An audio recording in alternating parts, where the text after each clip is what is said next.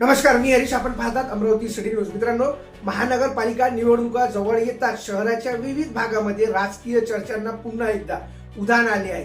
प्रचार, उमेदवारी, आघाड्या, युती याच्यासोबतच काही जुन्या गाजलेल्या घटनांची आठवणी नागरिकांच्या चर्चेत परत येताना दिसत आहे. त्यापैकी एक म्हणजे काही वर्षापूर्वी साईनगर आणि रविनगर परिसरात प्रचंड चर्चेत आलेली डान्सिंग कार. त्या काळात ही कार संपूर्ण परिसरात चर्चेचा विषय ठरली होती. इतकेच नव्हे तर या घटनेमुळे नागरिकांमध्ये कुतूहल, संभ्रम आणि वेगवेगळ्या चर्चा रंगू लागल्या होत्या. काही नागरिक तर त्या घटनेशी संबंधित विविध कृती करायला लागल्याचेही त्यावेळी बोलले जात होते.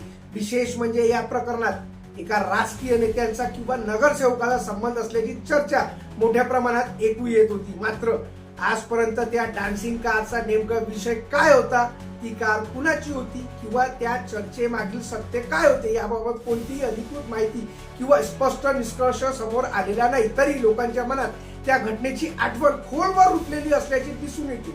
निवडणुका जवळ आल्यावर पुन्हा एकदा हीच चर्चा नागरिकांच्या तोंडावर ऐकू येऊ लागली आहे. तो राजकीय नेता नेमका कोण होता, त्या डान्सिंग कारचा संबंध कुणाशी होता, असे अनेक प्रश्न नागरिकांच्या मनात निर्माण होत आहे. विशेष म्हणजे नाव अनेकांच्या मनात आहे, पण ते उघडपणे उच्चारले जात नसल्याचेही चर्चेतून स्पष्ट होते. राजकीय वातावरण तापू लागले की अशा जुन्या गाजलेल्या घटनांना पुन्हा उजाळा मिळतो. हे अमरावतीकरांसाठी नवे नाही. कार्यकर्ते, मतदार आणि राजकीय वर्तुळ अशा चर्चांना निवडणुकीच्या काळात विशेष महत्व येते. मात्र सत्य काय आहे हे आजही अनुवृत्तीत आहे.